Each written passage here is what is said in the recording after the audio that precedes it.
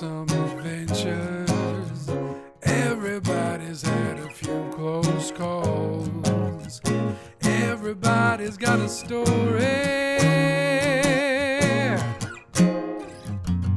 What's yours?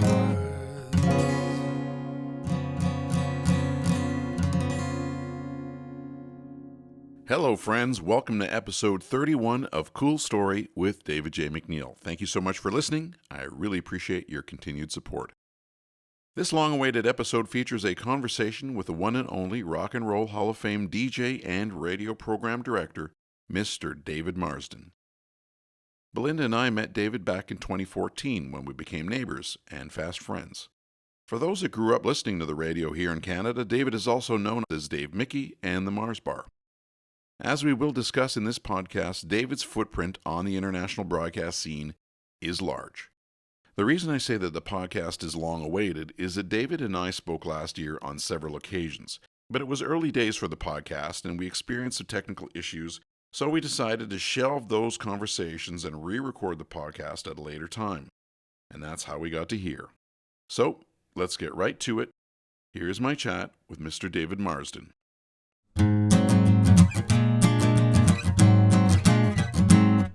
Hello, Mr. Marsden. David Marsden, how are you? Hey, I'm fine, David. How are you? That's important. You're down there in another world. I am down here in another world, and it's so nice to see you in your in a familiar space, your studio, which is right next door to where I used to live, and it's nice to see you. Yeah, it is. I actually play my music much louder now because I think they're away. So. You used to ask me that from time to time. That building is very soundproof. Yeah, no, I was only kidding. I play my music at the same level I've always played it at, which is loud. Yes, that's the only way to play it. So how are you doing these days? How are you dealing with this long pandemic that we've been living through? I'm staying home. Yep. I rarely go out. Everything is delivered nowadays. Whatever you need, you want a new pair of underwear, they'll deliver them. Mm-hmm. Groceries, food, everything. Yeah. And I do my shows on the weekend. I've switched my shows from Saturday and Sunday. I've switched them now to Friday and Saturday. But I walk to work, Yeah. As my chat room is at the end of the evening, someone in my chat room will say, "Don't stub your toe on the way home," because the studio's in my condo. Have you figured out how many steps it is from your studio to the coffin that you sleep in? 2. I must tell you, I was surprised a few weeks back when I discovered that my phone was keeping track of how many steps I did things. I didn't know it was doing that, but there it was. Is it fair to say that the life of a DJ, that much of your life is been sort of insular and quiet? So maybe the pandemic isn't really a big break for you? As a DJ, I've always been on the air at night. Mm-hmm. At Chum FM on 2A. Then I switched to 10. Every station I've ever worked at, with the exception of when I was operations director at CFNY. But I've always been, even when I was in school, in high school, there weren't enough rooms in the high school in Stratford. They only had one school. So they put us on shifts. Mm-hmm. And the first shift would start at like 7 a.m. and go till noon or 11 or whatever. And the next shift would go from 1 until 7 p.m. Yeah. And I drew the late shift. I sometimes think I might be a nocturnal. I'm not sure, but I do like nighttime better than daytime. Yeah, well, we're both in the same vein. I remember when I shoot you a note about something we were going to meet or chat or whatever it was, or and you'd always say, well, hit me up sometime after 1 in the afternoon is probably best, because that was when you started to operate. Yeah, I usually, and some people think, oh, you're lazy bugger, but I get off at midnight currently on a Saturday night. Anybody who works 9 to 5, they don't go home and go straight to bed. No. So you need that couple of hours of adjustment from the quote work mode to sleep mode. Yeah. So, but I do well. I do like the nighttime. I do too, and I find I do a lot of recording and voiceover work and stuff, and I find that I often do that in the evening. Anyone who reads my email or postings on social media knows that I'm an all night person. I get that too, and especially my I work out with a trainer, and he sees some of my posts. He's like, "Dude, you got to go to bed earlier. You can't do this." I would just tell him it's none of his damn business. One of the things that I remember you telling me in a previous conversation that marked me was that that you talked about being adopted. Yeah. And you said that one of the things about being adopted and not figuring out who your birth parents was, because it was later in life where you even figured out what you wanted to be called, right? You toyed with that idea for a while before you landed on David Marsden, right? Yeah, the story it's actually a little simpler than that. I was Dave Mickey most of my teenage life, and the family that inherited me, the family that adopted me, that was their last name. They were Scottish, and their last name was Mahi, and so I became Dave Mickey. I was trying to get out of all this. I had gone to a radio station, CKG. I can't remember. I think it might have been CKGM. Yeah, I think it was. Yes, it was. Mm-hmm. In Montreal. And the guy hired me, and he said, "But you can't use your name because your name is synonymous with rock music, and we're not a rock station." Right. And I thought about that for a minute. I also thought about the consequences of the family who brought me up. Anyway, my real mother's married name was Marsden. And so I thought, well, why not I use that for now? And I said, my name is David Marsden, and it's Marsden. What I didn't know is that my birth mother's spelling was different. It was Marston. I didn't know that. So I became David Marsden by accident. And then, of course, it was at CKGM FM where I started my freeform Let's All Get Stoned radio program. Mm-hmm. Yeah, and that's so the conversation that I was thinking about was that you mentioned being adopted, and you said that one of the things about being adopted is that you don't know anything about your birth parents and who they were and where you come from and sort of what your backstory is, so that you end up essentially inventing who you are. Yeah, that's very true. I mean, it's an odd thing. As I've gotten older, in the last decade, it has bothered me more, wondering who is this guy? Mm-hmm. And with the internet and whatnot, I've done a fair amount of research, but I can't come up with anything yet. I continue to try and find out. He's obviously not alive, but I continue to. I've had a lawyer try to track it down. My real birth mother, I met her probably 2, maybe 3 times. We had coffee and that was it. I did attend her funeral. I was in I'll tell you a quick story about that. I went to her funeral, which is in London, Ontario. And I was in the room with all the guests who had come to pay tribute. She was a very successful businesswoman, mm-hmm. long before women could be successful. So she was quite an extraordinary woman. Mm-hmm. Her best friend came over and said, "Who are you?" And I said, "I'm David Marsden." And she said, "No, you're not." And then I said, "Well, I'm." And I explained it to her, and she said, "Oh no, you're not. I'm having you kicked out of here because you're a phony." Mm-hmm. And sure enough, she went and got some people, and they came over and they said, "What's the story here? Why are you hanging out if you're not related to these people?" And I explained it, and she never accepted it. She just walked away and said, "You don't belong here," so, and so on and so forth. That was I think my reaction was more for disappointment for her and her inability to accept the obvious. Yeah. I learned when I was 16. I was living in Stratford with the Mickey family. I was born in Toronto, but I had been adopted and taken to Stratford. I was 16 years old, and Mrs. Mickey one day was in the kitchen. She said, "Could we have a cup of coffee?" And we sat down at the kitchen table, and she proceeded to tell me the truth. Mm-hmm. And it set you back a couple of stops, because I didn't know anything until then. Yeah. I knew I didn't fit with that family, but I didn't know why. Mm-hmm. I thought I was like the odd son, Right.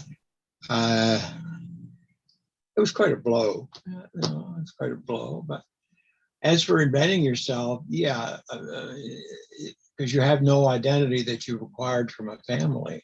Mm-hmm. And the foster family I lived with were extremely religious people. So I was never allowed to go to movies. I was never allowed to play pool. All those things were out. And so when I was told the truth, it kind of all that I just learned just vanished in a matter of poof. And so it was difficult, but I will tell you, growing up in Stratford, Ontario, and being in high school and being thought of as different wasn't that easy either. Yeah. I mean, when I turned 16, I was invited to the principal's office. Now, the Mickeys were fairly successful business people, and so their name meant something. Mm-hmm. And when I was 16, I was invited down to the principal's office in high school. Mm-hmm. And he said, "We've heard stories, and we don't want you here. Mm-hmm. So go to your locker, get your books, and please don't come back." Right. Somebody had alerted the principal that somebody thought that you were gay. The rumor was that I was gay. I didn't even know. So you're still young, right? I'm still working it out. I knew I was different, but I had to work it out in my head. When I was about 15, I worked as a waiter in one of the Mickey's restaurants, and I met an older guy. I don't even know why. I wasn't that much older. He was probably 20, maybe 22. Mm-hmm. And I don't know why, but I felt comfortable with him. Mm-hmm. And one night we were out driving around in his car, and I said, can I ask you some questions? And he said, "Sure." I might be the only one in the whole world, but for some reason, and this was at a time when you didn't get educated in high school. This was in the 1800s. And I said to him, I think I like guys better than girls. Mm. And he broke up laughing. I mean, he just howled with laughter. And when he was finished the laughter, he said, "I'm one too, and you can ask me anything you want." Right. Yeah, well, that would be invaluable at that age, right? There was nothing between the two of us, but he helped me through it. Mm-hmm. That's the moment you realize you're not the only person on the planet who feels the way you do. Up until then, I really thought maybe I was. I thought, Yeah. But so you had that, the identity thing came, yes, with the name change. I'd be anybody I wanted. I didn't have anybody to look back and go, "Is it okay if I do this?" Mm-hmm. As I said, the family was quite religious, and I left there after I got kicked out of school. I left there probably when I was 17, and I had a band, and I moved to Fayetteville, Arkansas. But it was a different situation back then. I mean, Stratford today is full of theater people, and I never, when I was working in the restaurant when I was 15 and 16, I never understood why all the actors were so friendly to me. Right. You realized that you'd found your tribe, in a sense. Well, Brian Jackson, he had a what do they call those? Austin something or other, little two-seater blue car, and oh, it was a beautiful car. Oh my God! And he let me drive it, so that was kind of cool. I used to drive the car whenever he let me. So you're talking about inventing yourself. You've also reinvented yourself time and time again. Let me just go through the list a little bit here. So you start out, you famously, and you talk about this in the documentary I Am What I Play. You famously announced to your parents, while you were your adoptive parents, while you were in a car one day and you were listening to a DJ, that's what I want to do. I did say that, yes. And then you start playing parties. You start going around and doing parties. At one point, you're a manager for the Rebels. That's what you were talking about. You go down to Arkansas. You're Dave Mickey. You're a DJ at CFCO, CKEY, CKGM, Chum, CFNY. You changed the face of music really in a big way at CFNY when you guys switch over to a punk rock and stuff, and you move on from there. You're at Coast 800, Coast 1040 in Vancouver. The Rock 94.9 CKGE. You later launch the Canada's first internet radio station, and now you're really, you've come full circle and you're doing sort of the CFNY thing again at your own home, NY The Spirit. Plus, you've hosted many TV shows on the CBC. You've judged Rock Wars on the CBC, been the executive producer of the Casbys, producer of the CBC's Pilot One, and the list goes on and on. You've been recognized twice by the Rock and Roll Hall of Fame. You have had many, many different lives within this one life. It seems like you're a bit of a chameleon. When you wrap it up like that, I think, God, I didn't do all that shit, did I? Apparently I did. Yeah. My first on-camera television, I had a show called Music Hall, and I had a guest host, and his name was Alex Trebek. Yes. When Alex, the next year when we started the second season, Alex was reportedly in the hospital with appendix, and I took the show on my own. Mm-hmm. I was then told about 2 weeks later that Alex would not be returning and that it was my show. Yeah. And it was my show for, I don't know, 5 or 6 years, I think, but I can't remember. Mm-hmm. It's funny, to go back to a little more personal moment. The Mickeys, as I mentioned, who are the family I grew up with, I think from about the age of 5. Anything that was kind of show busy was not kosher with them. They were very religious. And so when I started to do all that stuff, I never had any congratulations or anything like that from, quote, family. And then I found out that one day that they went to Vancouver for something. The two of the man and wife went to Vancouver to visit. And they were checking into one of the major hotels, and apparently the guy behind the counter said, "Your last name's Mickey. Do you know Dave Mickey?" And they said, "Yes, we do." And he upped them to the presidential suite. Mm-hmm. All of a sudden, it wasn't all that bad to be in show business. But as for the variety, I have to tell you, when you listed it all off there, I was kind of going, was that me? I mean, seriously, was that me? But I guess it's true. I kind of, I lived really right in the present. I don't live in what happened 10 minutes ago, and I don't live in what's going to happen in 10 minutes. Mm-hmm. There's a little Buddhism there. And so I think that's also managed to allow me to be, the word be, pliable, mm-hmm. Elasticity. I don't know what the word is, but I think that also has allowed me to become whoever I want in a given moment. Yeah. Well, living in the moment is what you've done, right? As a free form DJ, you've made your career of not thinking too far ahead, not being too, No, looking back on things. have there been any downs in that? Oh, of course, Hmm. but we don't talk about those. Yeah. Well, because So there's no reason to. yeah, you become a DJ. You're doing easy listening at first. You start bringing in your own music. People don't like that. They ask you to leave. You end up somewhere else. You quickly become your own person with your own flair, your own voice.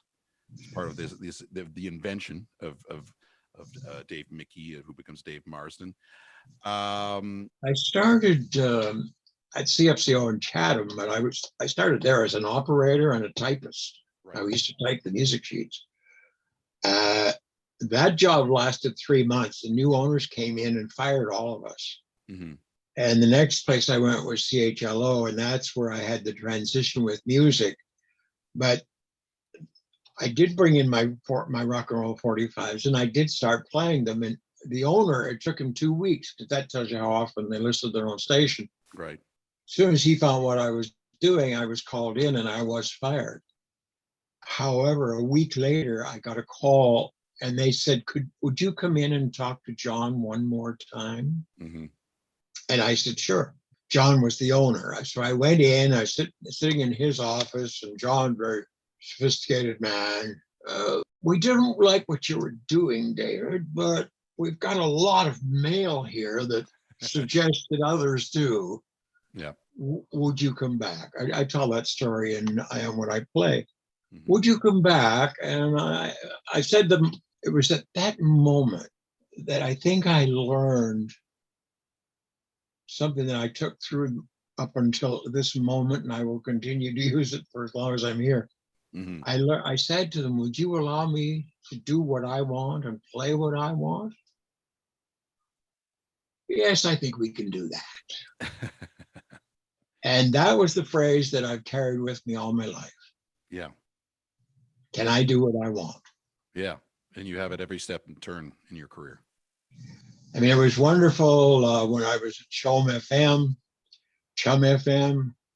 I left Chum FM after quite a number of years, because the new program director came in. I'm in the corridor, and he's a friend of mine now, but not so much then. But he was a major DJ at one point in his life, and I won't give his name. And he hands me a piece of paper, and I said, "What's that?" And he said, "That's your playlist." And I said, "What the hell's a playlist?" And he said, "This is what the music you're going to play." And I said, "Oh, I don't think so." Mm-hmm. And he said, "Well, those are the rules." So I turned around, I walked upstairs at Chum FM, and I went into the vice president's office. And he said, "What would you want?" And I said, "I've just been told that I have to have a playlist." And he said, "Yeah, we've changed now. We have a new program director, blah, blah, blah." And I said, "How long would it take you to accept my resignation?" Now, I've got high ratings. I got big numbers at Chum. And he says, 30 seconds. Ouch. The one thing they did do is they allowed me to stay on the air for 2 weeks until I was finished, which was pretty risky of them, but I made a lot of mileage with it. Yeah. But that was the big shift, right, in radio. I mean, you managed to move along and to work with a bunch of people that allowed you to continue to do radio the way you wanted to do. But the majority of radio stations all switched over to playlists and Yeah, that was the point where most, I think even Chum switched over to playlist. When I left Chum FM, I took a year and a half off. I bought a recording studio, and I started producing commercials under the name of Lip Service. Mhm. And I got bored with that pretty easily, to tell you the truth. And then I got a call from the people who owned CFNY. When you first started working for CFNY, CFNY was a rock station. Was it was that considered classic rock, or what? No, CFNY, and I say this with great respect, David Pritchard, who was overnight guy at Chum FM, He had been there. He was dismissed long before I came into the picture. Mm-hmm. But it was very esoteric. It was classical music. It was jazz. It was rock. It was just this mishmash. And the owners asked me if I'd be interested in. They hired me as an announcer at first, mm-hmm. And so they hired me. I was to do 7 to 11 at night, or 7 to midnight, something like that. And I walked into this, what's now known as the Little Yellow House, sure, out in Brampton. And I walked into the Little Yellow House to do my first shift. And I've never been in any building or any room or even a tent that was so filthy. Oh my goodness. The owners, they had beautiful offices in Yorkville, so I didn't expect this. I thought they'd have a nice radio station. It smelled, every chair in the place had only 3 legs. You had to balance. Right. And I thought, at that moment, I looked around and I thought, do I really want to be part of this mess? This is disgusting. And it took me about, I'm guessing, I don't remember, but it probably took me 2 minutes to decide to go upstairs to do my show. Mm-hmm. And then the owners got into some difficulty, and the CRTC put the building up for sale, put the radio station up for sale. And there were 7 applicants, and I decided the one I liked. And they were the successful bidders. And so they hired me. They made me program director. They were from Montreal, so Civitas. They owned some radio stations in Montreal, or did at the time. Mm-hmm. And so then after about 2 years, they decided that they didn't know enough about English radio to be able to make success out of CFNY. So they put it up for sale. Mm-hmm.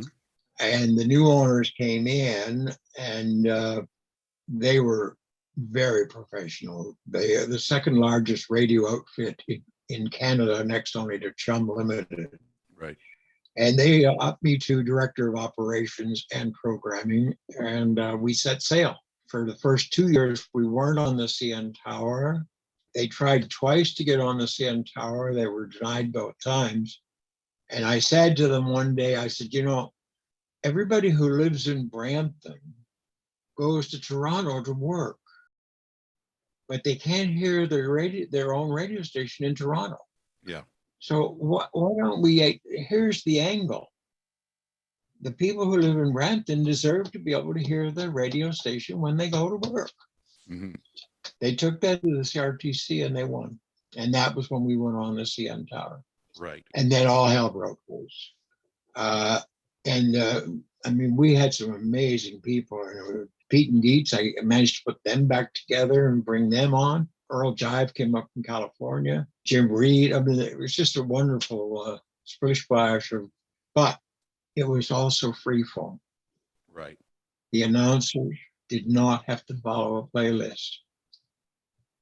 And at this time, you're still doing rock, right? It's still straight up rock. It's funny you asked that, because Q107 was not on the air yet. Right. So we were busy playing AC/DC and Black Sabbath and all that stuff.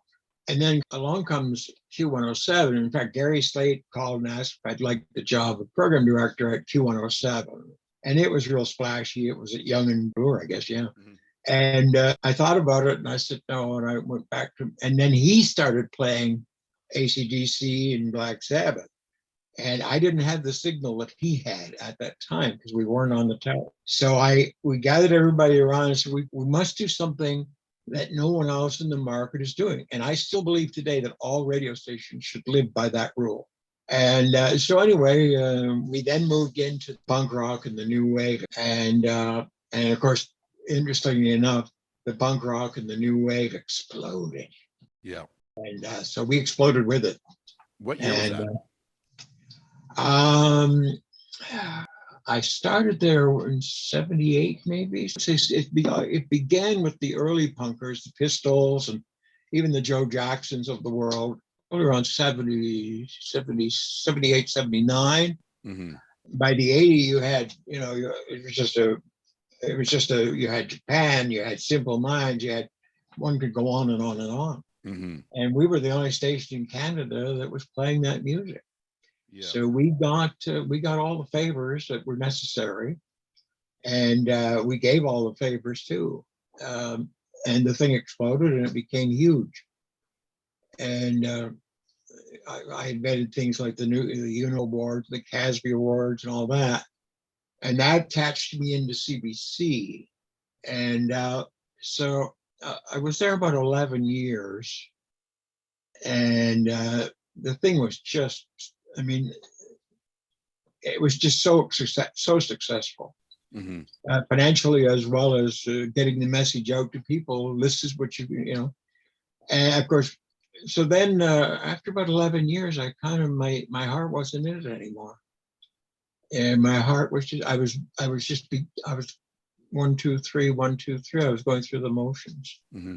So I spoke to the vice president about this, and he said, okay, Folion, you give us a year. And I said, yes, I'll give you a year. I gave them the year, and then I left 89 maybe. And strangely enough, new owners came into the station not too long after that, and they completely destroyed it. They wanted to make it like a top 40 station. Yeah. More people want to hear top 40 than want to hear punk, Mm-hmm. Yeah, I know, but there's 5 other stations in town to choose from. Yeah. Well, this is the interesting thing about meeting you is that I'm growing up in Ottawa, and we didn't have a CFNY in Ottawa. Yes. But it's not until later in life when I meet you that I realize probably a lot of the music that I fell in love with as a teenager was available to me because you changed the format at CFNY, and then there became a hunger for that music. So that kind of music I would have been listening to mostly was word of mouth and going to the record store and talking to people who were into alternative music, who were into punk rock, who were into the new wave, or in Ottawa listening to college radio, which was playing the same kind of stuff that you were playing.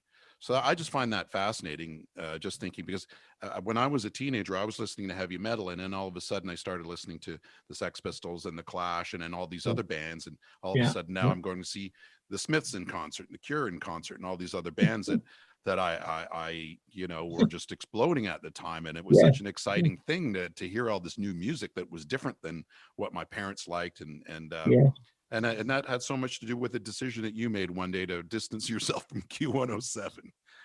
Well, I thank you for those words. And I already knew that because I watch your postings on Facebook.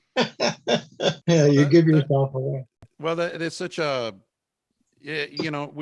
talk about finding your tribe, whatever. I like all kinds of different music, and I've listened to everything from jazz to hip hop to country I like a lot of different types of music, and I've eclectic tastes over the years. But really discovering new wave and punk rock and that music really spoke to me, and it informed who I was and who I wanted to be, and I've got a London Calling tattoo on my arm. I was going to ask you, is that new?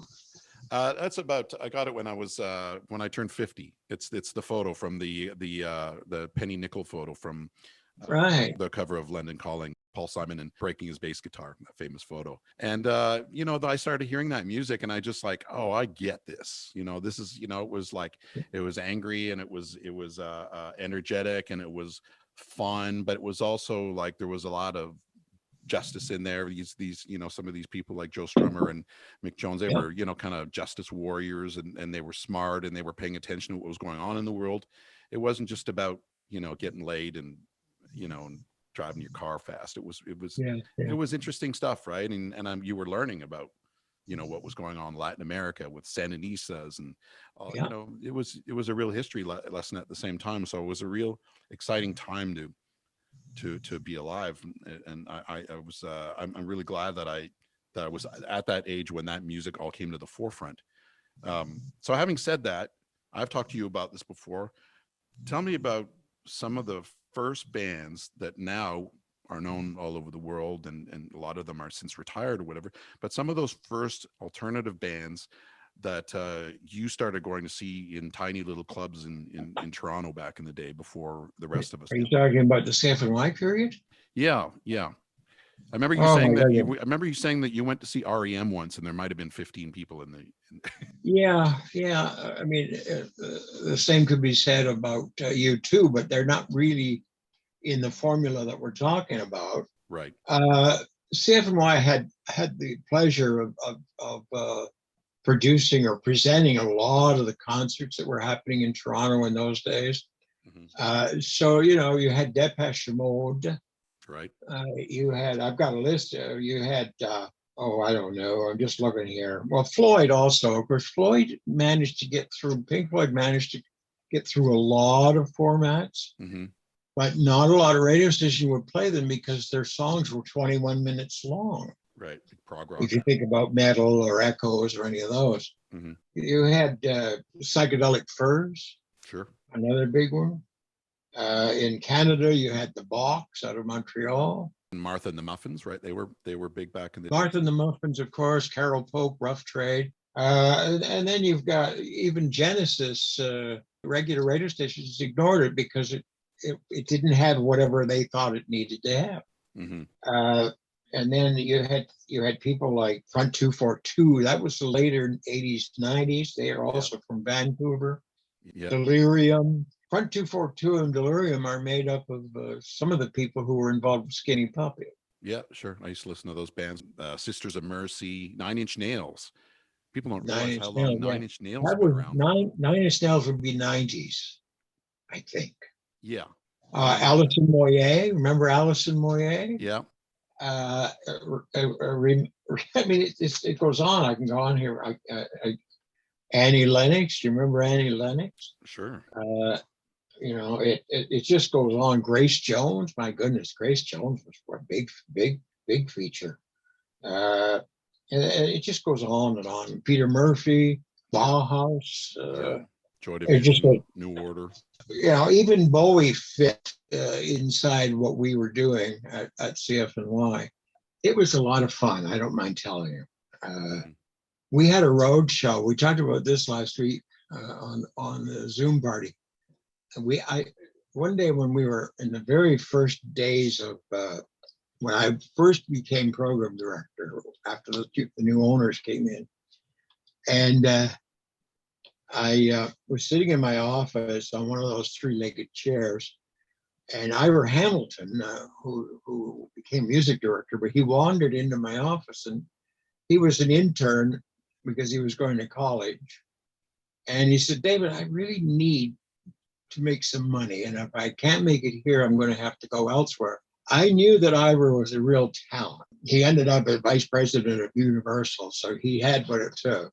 But I said, okay, well, I got an idea. I said, do you want to? And then he said, I want to do record hops. And I said, that's what I was about to say. And I said, well, you can do the record hops. And if they're willing to pay, keep the money. I don't care. So he would go out on weekends and play the record hops, and sort of slightly under the name of CFNY, but it was still a blossoming radio station. And as the radio station grew, the CFNY roadshows grew with it. And we did one at Kingswood, and 15,000 people showed up. Right. This was this started as something for a little high school to have like 100 people or something. Right. The record hop is, I guess, what eventually became sort of the video dance party that high schools had, sort of thing. Yes. Yeah. Well, we had full light, we had full screens, everything, and we eventually called it the CFNY Video Roadshow.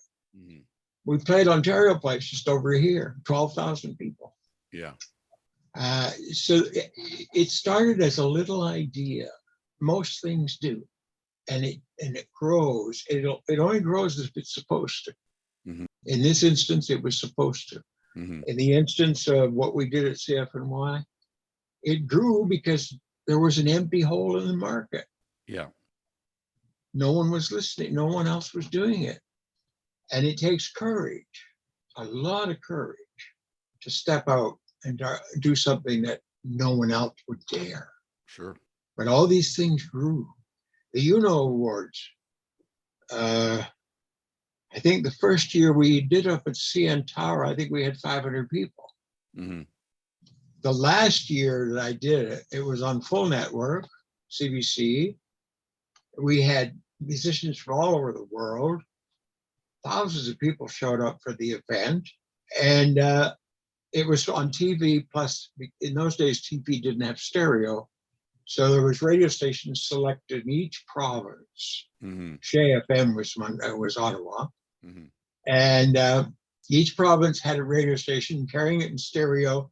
People would put on their radio stations and watch it on TV. Right. Yeah. And so I guess my bottom line is that if you're willing to take a little risk, you're going to win at least 1 out of 5 times. You have to live with the other 4. Yeah. You looking back on your career too, there were some historic events that you were involved with directly, whether you wanted to or not.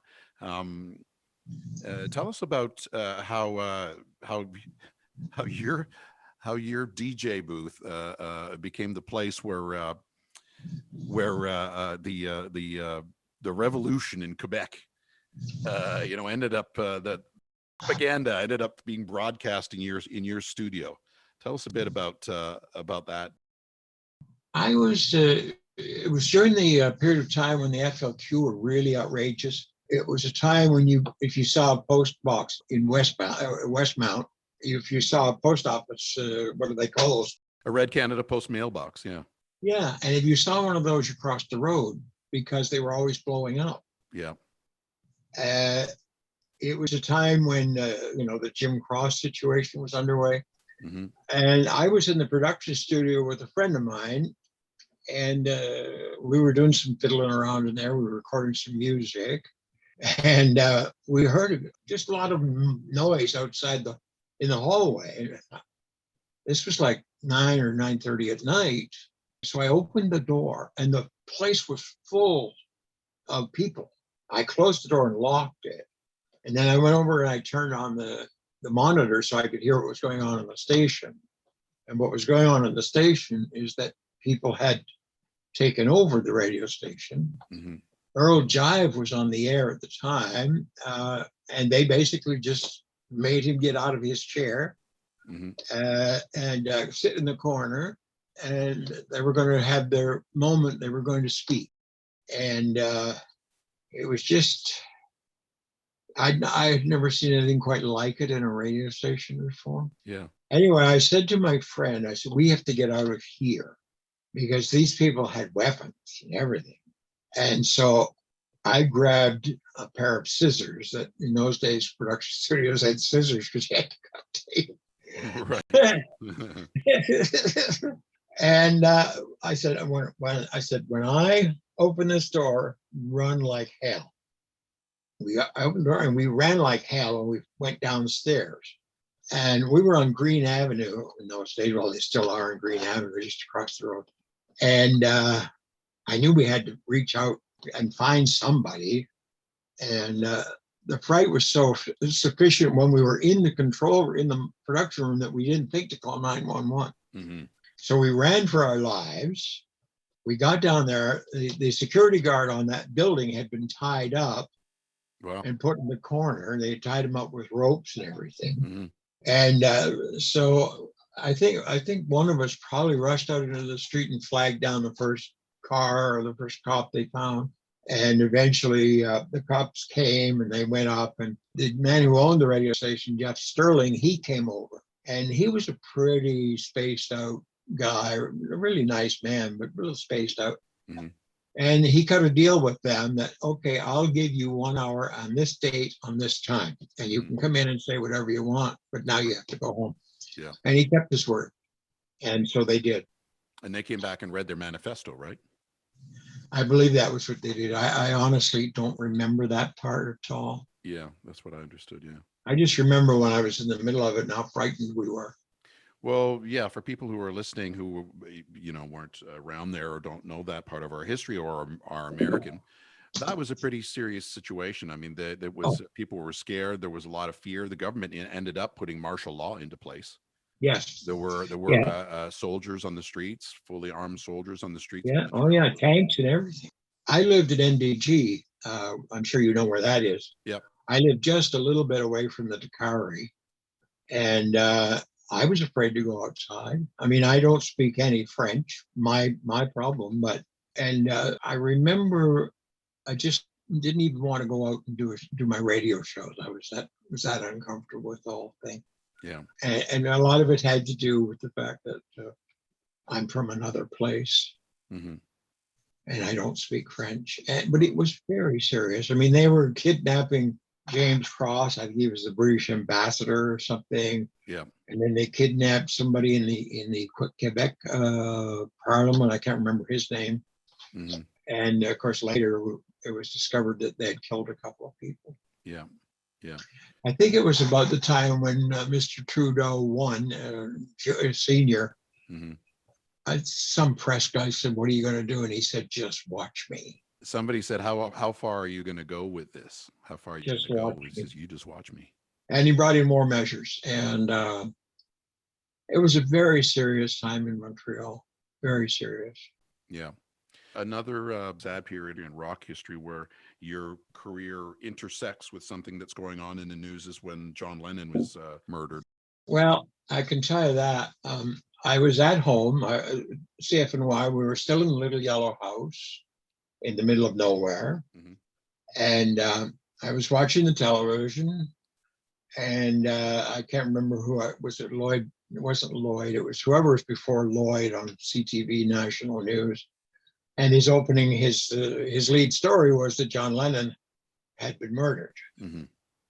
And I was actually in bed, lying in the bed watching TV, and I immediately threw the blankets off, put on some clothes, and drove over to the little yellow house, which was about a 15-minute drive from where I lived. I was living in Caledon. And I went right in, and we went on the air with the story. And it was suddenly the whole thing exploded. The phones were going crazy. People were banging on the door of the radio station. And so we all stayed there all night talking about it, mostly taking phoners, how you feel and that kind of thing. Mm-hmm. And then I decided that we have to come together here. I will be honest and tell you I'm not a big fan of John Lennon because I got to know him quite well. Yeah. However, the man was highly regarded, the man was highly respected, and he deserved the attention that I thought we could bring. Mm-hmm. So I called a friend of mine out in Vancouver, Don Schaefer. He and I had worked together at Chum FM. And I said, well, we have to do something, and I have an idea. Let's all of us get together, some Canadian radio station. We'll get maybe 10 or 15. And we'll do this on Sunday. We're going to call it The Dream Network, because that was Number 9 Dream was a big song. Right, yeah. And so Shafe said, yeah, let's do that. So we started making phone calls. And then a phone call came in. And it was from New York. And they identified themselves as a UPI. Is it UPI, United Press International? Yep. I don't think it exists anymore, but it was an international news desk kind of place. Right, like a Reuters. And they said, we hear you're up to something. What are you up to? And I told them. And they said, okay, we're in. By the time Sunday at noon hour rolled around, we had almost 700 radio stations across North America. I think we used fax in those days, but we got the script out to all these 700 radio stations. Mm-hmm. And I had created a script, and you would read the script, and it would be followed by a song. And at noon hour, I sat down in front of the microphone at CFNY in the little yellow house, dumpiest place on earth. I had CTV cameras here, I had CBC cameras here, I had ABC TV cameras here, and I had NBC over here. Mm-hmm. They were all there for this moment. Yeah. The Dream Network became something where all these 700 radio stations gathered together, and there was no internet in those days, no network, nothing like that. That's why I called it the Dream Network. It was not real. It was a dream. And we all read the script. The whole thing was just absolutely outrageous, rewarding, and I think a fair salute to a man who made a lot of music that was really great. Yeah, no, that's an amazing story. Okay. How it got that big is beyond my wildest imagination. Well, yeah. I remember the news when he passed away, in 1980, and I remember watching the people at Central Park and how moving that was. And it's just, somebody killed a Beatle, and that was just earth shattering for young people. It was, I mean, it was pretty crazy. He was coming out of the Dakota. I stayed in the Dakota for a few days once with a fellow by the name of Bob Crew, back when I was still Dave Mickey. Mm-hmm. Bob Crew was the man behind the Four Seasons, wrote all their songs. Right. Sherry, Sherry baby, and produced all their songs. And he had a company, his own personal company was called Genius Incorporated. But he was a nice man. We became friends. He only died a couple of years back, and he used to come up here all to Canada, and I'd go down there.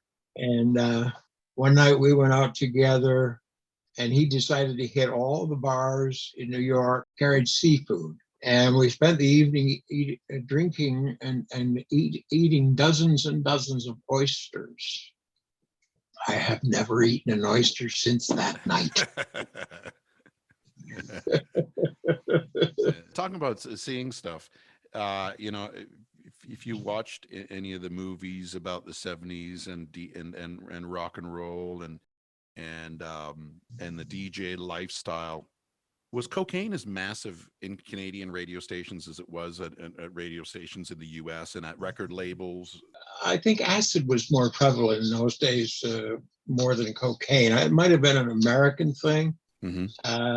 I think Charles Lacadara talks about that in the movie I Am What I Play.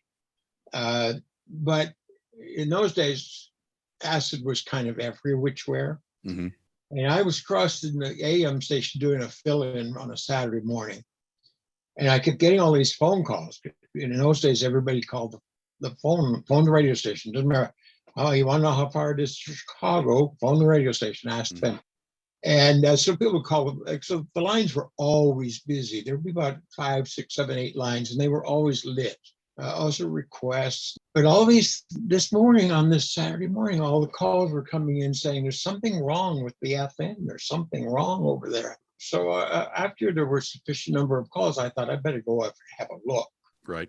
So I left the AM. I put on MacArthur Park or something 7 minutes long, and I wandered across the hall. I wandered across the hall and opened the door to the FM. And the DJ, someone who became quite famous, actually, mostly in America, mm-hmm. He was sitting there in the control room, ankle deep in album covers and vinyl records that hadn't been put back into their album covers. Yeah, there were parts or right. Something you use in radio for commercials and station IDs and whatnot. They were everywhere, and he had all 3 turntables going. He had the mic open. He had all the cart machines. There were 5, probably 3, or either 3 or 6. He kept punching those, and they were all going.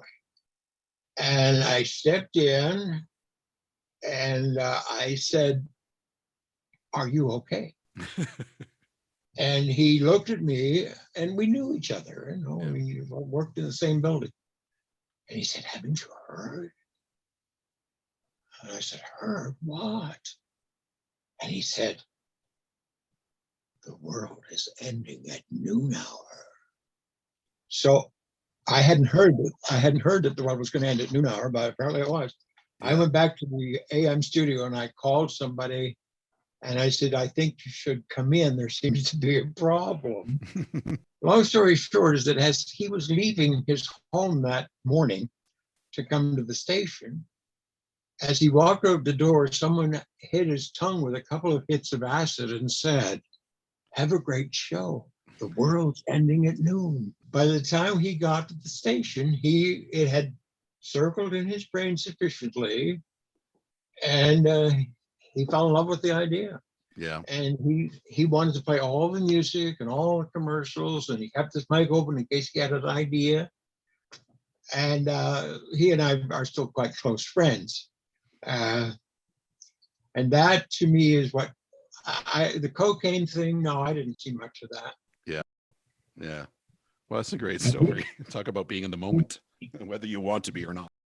I asked you not long ago about what you thought about your legacy as a broadcaster and as somebody who's been in the public eye or the public ear for a long time. And you said that you're not big on that idea because you don't look back much. No, I don't think about it. I mean, it's very nice when people send me notes or post something on a social media or whatever. Mm-hmm. It's very nice, but I'm more interested in what's going to happen in about a minute's time than I am what happened years ago. Mm-hmm. Do I think that how I react in a moment's time was affected by years ago? Of course. You learn as you go through life, and some, I guess, learn faster than others. But every step we take, every day, every night, whatever, is going to affect what we're going to do the following hour, the following minute. Yeah. Yeah. So no, I mean, I appreciate you saying it. It's very nice to hear. I don't mind telling you that. It's very nice to be in the Rock and Roll Hall of Fame, but it's not what drives me anymore. We've talked about this before. You've been somebody who's been very openly gay. You came out of the closet when you were quite young. You might have, I think you mentioned you kind of felt like you were pushed out at first, but things have changed so much. It's probably much, much, much easier for young people to come out and be their truer selves today in terms of their sexuality. But you did so at a time where it was risky, but you've been honest and true to yourself. And you've probably affected a lot of young people you've worked with who were able to, or were maybe able to be braver than they thought they could because you were. I don't know. I think that the biggest mistake people make is they believe that being gay is a choice. Mm-hmm. It is not a choice. It is what you are. Yes. Any more than, nobody says, oh, geez, am I going to be straight or gay? I wonder which I want to be. It's just the way it is. And you have to live with it as you have to live with anything that you're born with. It's just life. And it was, I was never public. I think I've told you the story about CFNY and the new manager getting uptight because there'd been a raid in the bathhouses. I think I told you that story. Yeah. And he wanted to do an editorial, but I didn't know which side he was on. Mm-hmm. And I thought to myself, okay, I've lost gigs before because people thought that I was, quote, different. And I thought, this is the one time I have to stand and be firm. Mm-hmm. And he handed me the script and he said, I want to read this as an editorial and I want to do it now. And I took the script. Oh my goodness. He's on our side. Yeah. And that was really when I was accepting of myself. Peter Goddard, Toronto Star, he interviewed me a long time ago. And one of the last question he asked me was, do you think that CFNY was the way it was and a great success because you're gay? Mm-hmm. Why would you say that? I have great respect for Peter Goddard, and we kind of smiled at each other, and that was the end of the discussion. But who knows? I think it's still an issue in some places. I think it's still something that some people can't begin to be open about themselves, or they get fired or whatever. Perhaps not so much in big cities where people have come to grips with it all. Mm-hmm. But it's not an issue.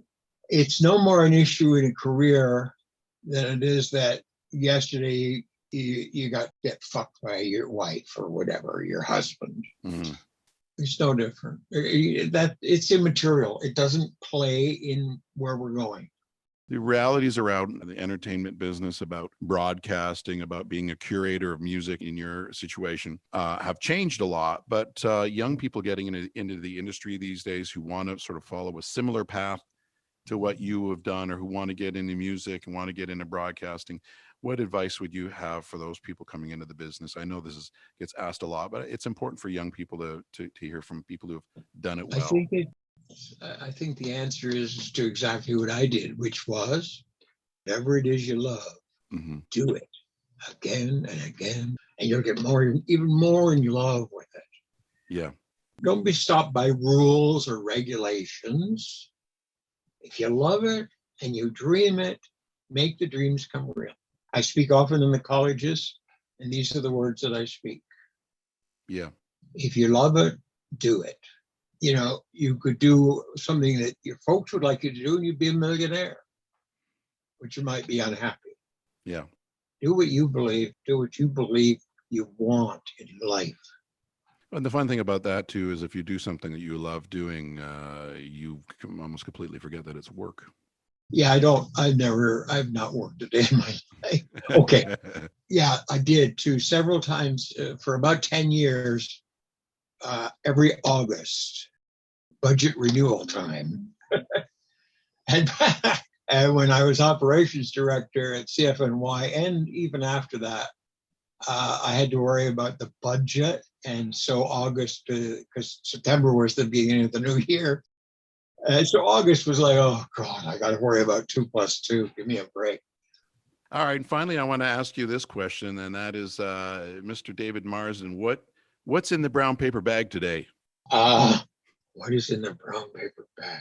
Continuation forever of doing what I love to do. Mm-hmm.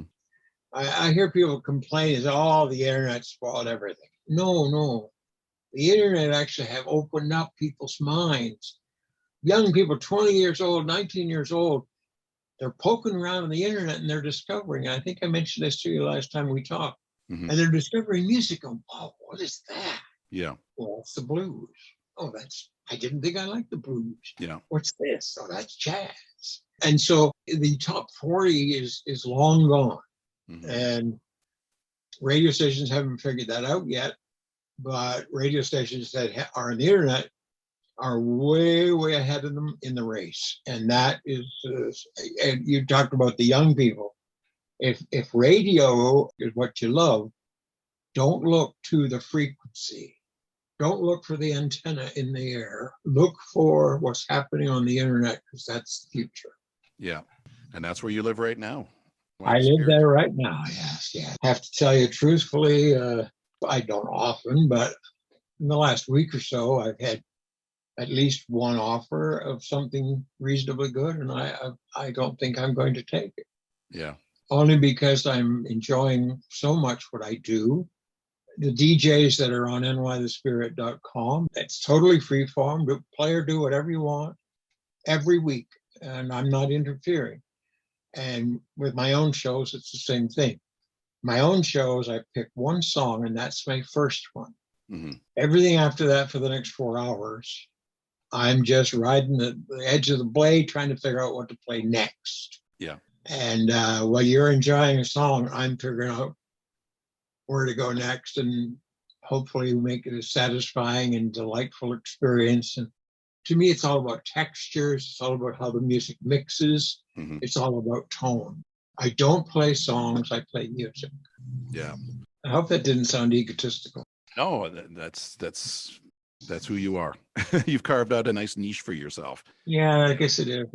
It is. I feel I've kind of been lucky enough to live my life the way I want to do it, and live on my own terms and stuff like that. So I appreciate other people who have done that as well, and who are able to do what they want to do and be happy on their own terms. And that's definitely what you do. So that's pretty cool. Thanks. No, I appreciate that, and I know you have.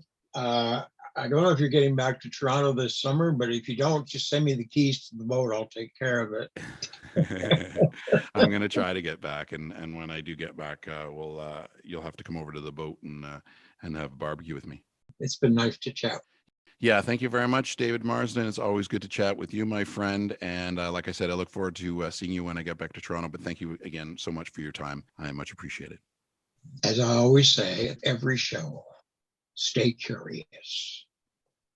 Good advice. I will do so. Cheers, David.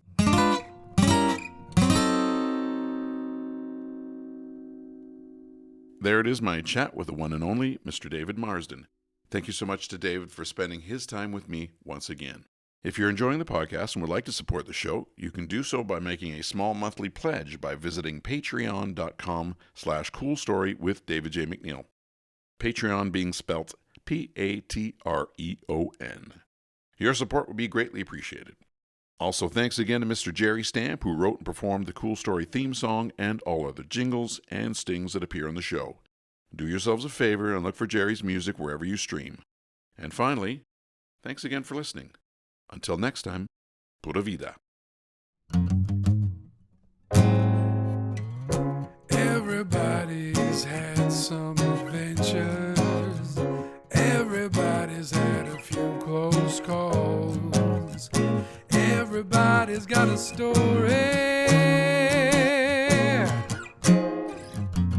What's yours?